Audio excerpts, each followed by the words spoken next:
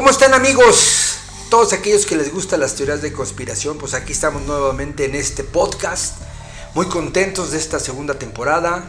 Y como en todos los programas, no estoy solo, está conmigo Daniel Muñoz. Daniel, ¿cómo estás? Bien, querido yo, amigos, ¿cómo están? Qué gustazo verlos, qué gustazo saber que nos están escuchando y viendo. Mi maestro Daniel. Oye, Daniel, muy buenos pues mensajes que nos han dejado nuestros amigos de las redes sociales. Sí, gracias. Acerca de los temas que quieren saber más. Y estamos preparando mucho más temas porque ustedes son los que hacen este programa. Y hablando de los que ustedes hacen este programa, en nuestra temporada anterior hablamos de la desclasificación de ovnis. Sí. Y esto ya ha crecido, Daniel, porque en Estados Unidos, o el Pentágono específicamente, ya creó una oficina para analizar ovnis. Es decir, esto cada día pues va tomando un tono más en serio, ya para que haya una burocracia en Estados Unidos pagada por el gobierno y por la gente para saber qué es lo que está pasando. Pues ya nos está indicando que estamos viviendo otras épocas, ¿no, Daniel? Evidentemente sí. Y es de aplaudir el esfuerzo porque les costó muchísimo trabajo. Tú recuerda que desde que se inicia la era, llamémosle así, moderna de los ovnis, que arranca con el incidente de Roswell en 1947 y que se crea un embargo, ese embargo les impide a todos los militares que participaron en esas operaciones de recuperación y de estudio de estos objetos caídos, tanto en Roswell como en Socorro, como en Las Cruces, como en Aztec y tantos lugares más, también en Rusia, en Israel, en Alemania y, si no recuerdo mal, en México desde luego y en Canadá. A todos los militares mundialmente se les puso esa consigna: 50 años nadie habla de nada, no lo tienen permitido. Cuando nosotros arrancamos... había una cláusula sí. que mucha gente, por lo menos 50 años después de Roswell... Nadie podía hablar que fuera militar. Todos los implicados. Nadie que hubiera visto, que hubiera tocado, que hubiera estado allí, podía decir nada. Ya sabes cuáles eran las penas. Antes era más inquisitivo el asunto. Bueno. Yo conocí a un piloto, un amigo piloto, por cierto, saludos, que escucha el podcast,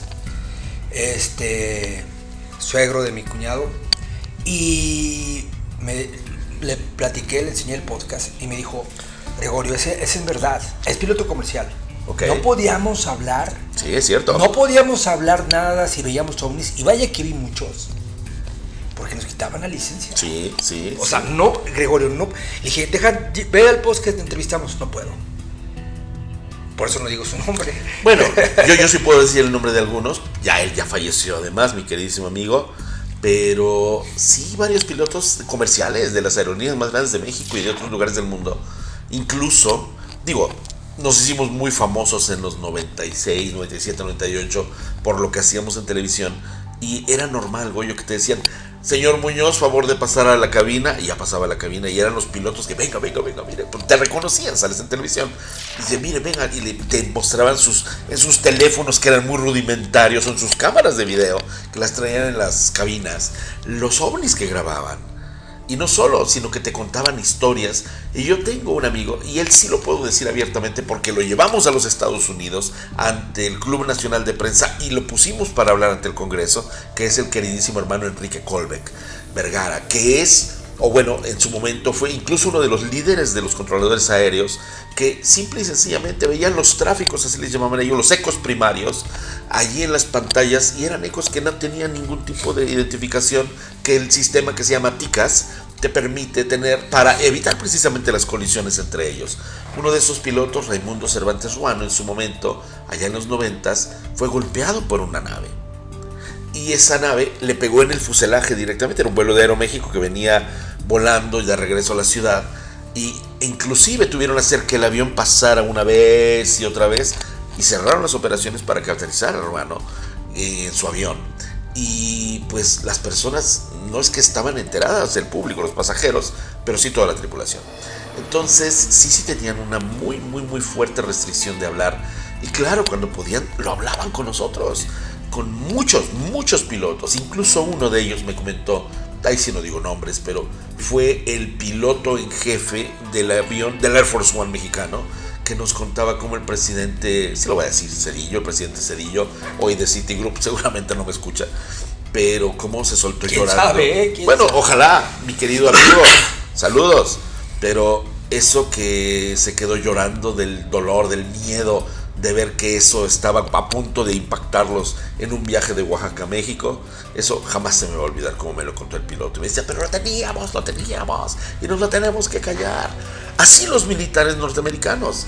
Y entonces, ¿por qué te digo esto? Precisamente porque desde ese entonces hasta, si haces cuentas, 50 años de embargo, terminan en 1997, que es cuando nosotros arrancamos en televisión. ¿Y qué pasó? Ese programa tuvimos la oportunidad de entrevistar. Yo me fui a los Estados Unidos la cantidad de veces que quise, a Roswell, a Nuevo México, a la NASA, al Pentágono, con las personas que podía hablar, porque estaban ansiosos de contarte sus historias. Así tenemos, por ejemplo, al director. O sea, se acababa el periodo de los 50 años, estaban en 5, 4, 3. A ver, ¿a quién primero así les llegó. saco El vocero de todos ellos era Robert O'Dean, también, que pasó descanse, mi querido amigo. Hicimos muy linda amistad con él.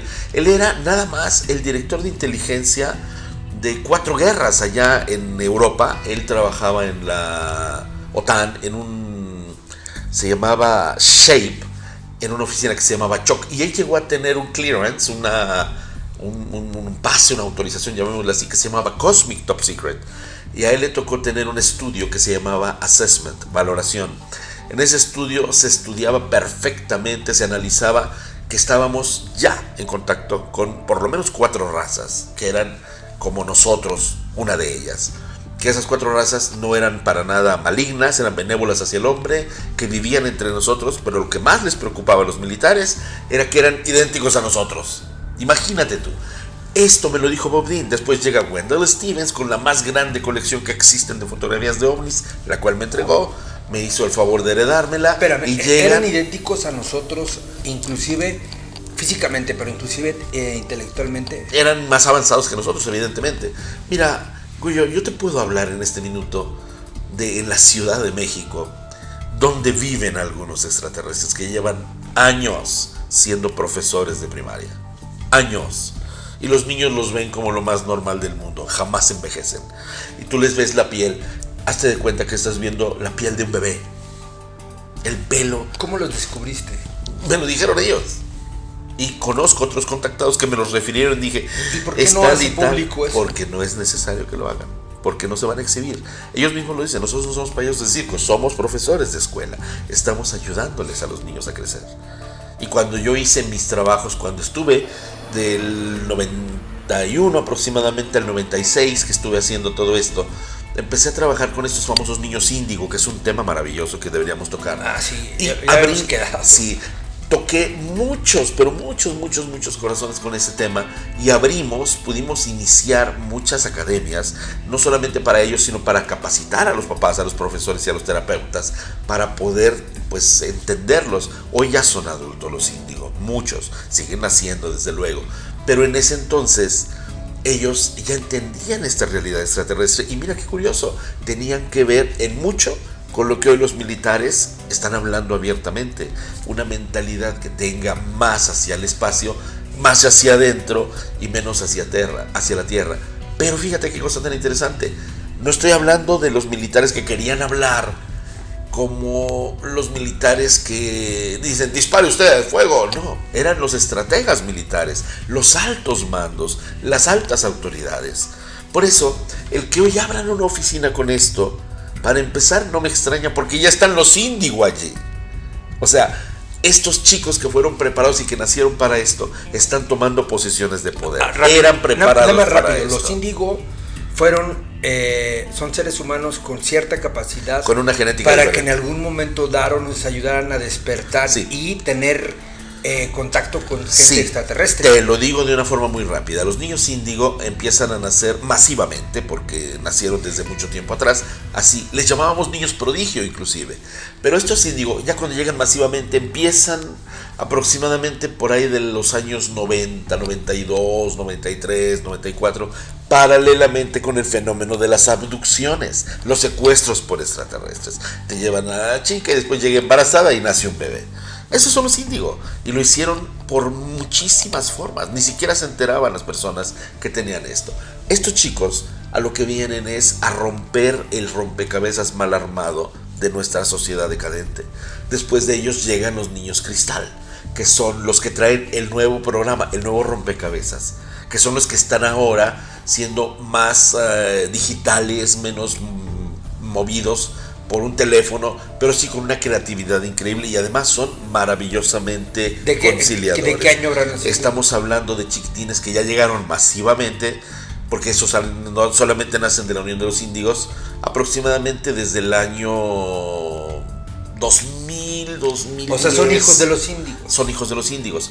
Y después empiezan a llegar, y estos están llegando apenas, los niños arcoíris, que son los nuevos líderes, los nuevos gobernantes, los que traen ya el nuevo programa. Ay, no, qué bueno, porque fíjate que ahorita sí hace falta un rompimiento de estructura. Fíjate Exacto. que suena muy lógico, porque Sí. hace falta un rompimiento de estructuras donde tienen que empezar desde de los niños, formarlos para Sí. ser líderes, porque Sí. ahorita, con todo respeto, no hay líderes. No hay líderes. Bueno, los hay, pero no con ese... estamos de acuerdo. No líder, vamos Sí. a ser sinceros. Sí, sí.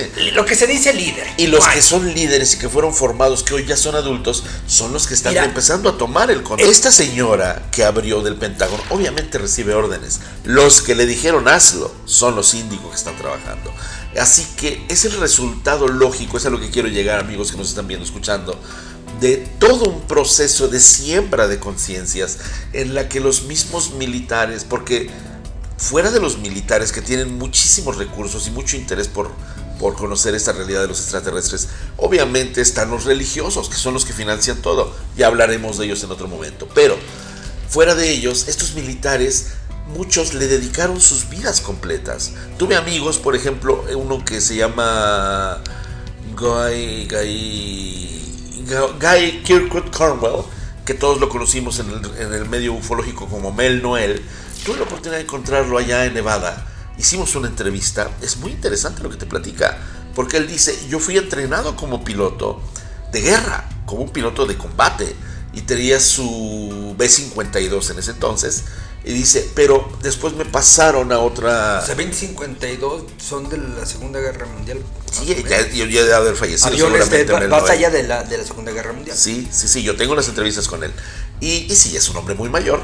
Guy Kirkwood Cornwell, que además nos hicimos buenos amigos, me hablaba de ese minuto en el que lo subieron como de nivel y le dijeron, a partir de hoy ni tu esposa te entera de lo que haces, se entera de lo que haces. Y lo entrenaron, fíjate qué interesante, para perseguir ovnis. Y entonces los detectaban, porque sabían perfectamente detectarlos. Y él hace de cuenta que ya tenía su... Porque antes no eran de timón como las grandes naves, eran la palanca que trabajaban. La palanca en el piso y los pedales.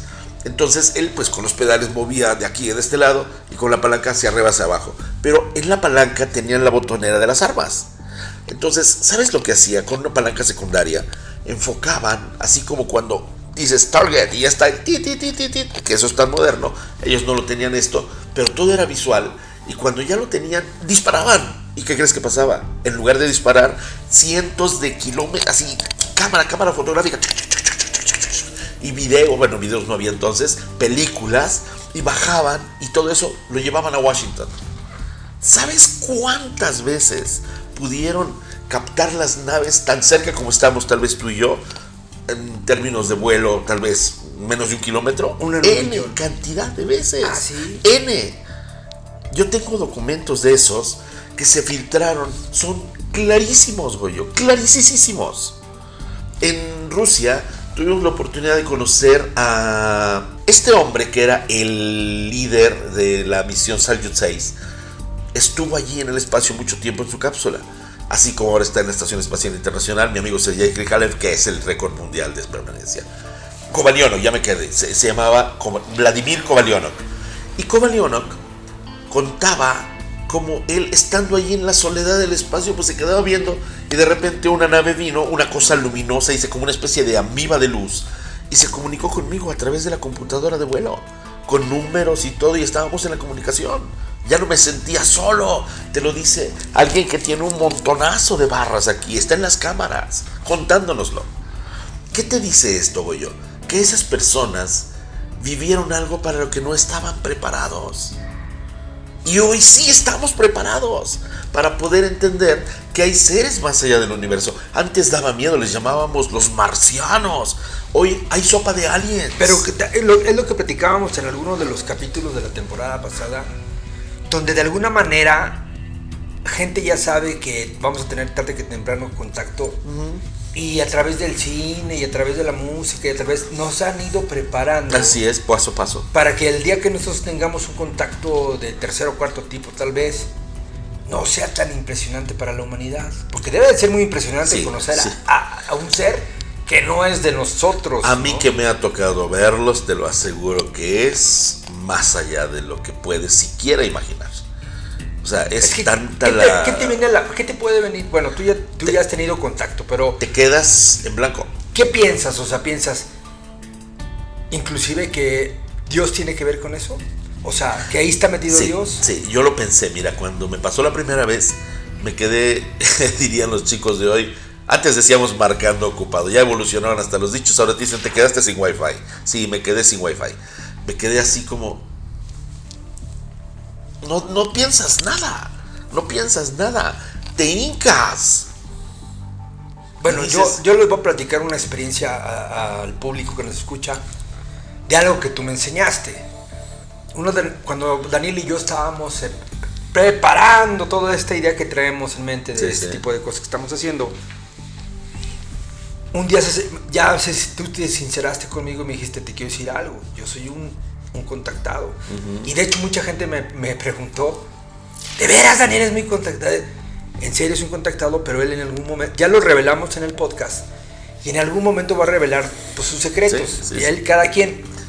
Pero lo que sí me acuerdo es que me enseñaste la fotografía de tu contactada, porque era... Una chica, sí. Y dije, y era foto. Este es un ser de otro planeta, y me dijiste sí, y te dije, te creo porque tú me lo dices. Pero es impresionante ver a alguien que no puede ser de o sea, que no nació aquí, en este planeta, vamos. Y que tiene 600 años y la ves como... Ahora imagínate encontrártelo de frente y viendo cómo baja. Sí, exacto. Viendo cómo baja y sale y te dice, ya llegué. O sea, ya cuando tomas la confianza y dices, ok, bueno. Pero de principio te quedas así. Extraterrestres, por ejemplo, están, digamos, colonizando el espacio exterior de la Tierra, o sea, ahí es donde viven. No, están cuidando que nosotros no querramos colonizar afuera, que es diferente. Por eso, cuando se abre una oficina como esta que abrió el Pentágono, yo la verdad lo aplaudo, río un poco, sí, por la forma en la que lo quieren llevar, porque claramente van a terminar siendo malos, porque así como tú lo sabes, no solamente están interesados porque existen, sino porque, también lo dijeron, representan una amenaza para la humanidad. Tanto te lo dije que incluso post pandemia, estamos hablando prácticamente, apenas había empezado, vamos a pensar que esto en febrero ya era así como wow, todo el mundo se enteró. Para el mes de abril, Japón y Estados Unidos ya estaban firmando convenios para atacar a los extraterrestres en caso de una invasión. Porque si te recuerdas, post pandemia empezaron una vez más con el tema de los ovnis, que son pues esa era una bandera militares de Ronald Reagan también. Exactamente, pero él por lo menos lo hizo, y además hizo un armisticio. Tú recordarás cuando estuvieron en la isla de Malta y Alta, sí, era en Malta, cuando se juntaron Reagan y Gorbachev, se lo dijo claramente Reagan, le dijo, nosotros no tendríamos ninguna bronca si hubiera una invasión que pudiera venir del espacio, y le dijo Gorbachev, y nosotros no tendríamos ningún problema en ayudarles. O sea, Gorbachev... Como cuando algo va a afectar al planeta, todo el mundo se une. Claro, porque no tienes más remedio. A lo mejor esa es la función de los extraterrestres, van a llegar a unir a la humanidad. Ni lo dudes, pero también al mismo tiempo tienen que evitar involucrarse, inmiscuirse en nuestros asuntos. Te lo puedo decir, lo que dijeron los chicos, los amigos, estos hermanos del cielo, cuando supieron este tema de que iban a abrir la oficina porque éramos peligrosos y ahora sí resultaban de interés, se tiraban las carcajadas, porque dice, no solamente pretenden engañar a alguien, a una humanidad que sabe perfectamente, porque nos estamos mostrando ante ellos, sino que pretenden que todavía les van a creer algo que después van a tener que decir, es que sí sabíamos, pero nos daba miedo decirlo, tal como lo hace la religión. Estamos en un punto interesantísimo. Se nos acaba el tiempo, Daniel, ya rápido, para una última pregunta y pongo mi reflexión. Venga. A la gente que nos escucha es porque seguramente estos temas les interesan. ¿Qué les recomendarías o qué les aconsejarías si en algún momento tuvieran un encuentro con un ser de estos? Es importante. Si de alguna forma fortuita o planeada, anunciada, repentina, tuvieran este tipo de conexión, les aseguro 3 cosas. 1, eso, si te genera miedo, no es extraterrestre, para empezar. Porque esa frecuencia, en todo caso, te puede dejar asombrado, Goyo, amigos, pero no con miedo. Si es algo que ves más tecnológico que celeste, porque es celestial, tú lo viste, tú sabes cómo es. Si es tecnológico, pero se siente la aureola esta. Si ves que es estrictamente tecnológico, corre de ahí. No es extraterrestre. Pero si te llegara a conectar a una realidad que siempre conecta del cielo a la tierra, no se hace con invocaciones ni con meditaciones masivas. Sí, esto, cuando ya llega la conexión, son tan respetuosos de tu integridad, pero de verdad tan respetuosos, que de verdad puede ser una de las experiencias más inefables. Lo que yo les diría es, sean ustedes mismos, no actúen, no traten de ser algo que no son, solo sean. Si ya los escogieron, y no violentos, es porque son así. Exacto, y no violentos. Por eso digo, solo ser así. Y si tu naturaleza es violenta, el contacto inmediatamente va a terminar, porque nunca te van a hacer daño, porque tú mismo eres quien te hace daño, tú misma, cuando te pones violento con eso, porque contra eso no puedes competir. Pues se acabó el tiempo, Daniel, pero no me quiero despedir sin antes una reflexión. Venga. A mí me gustaría que el público que nos escucha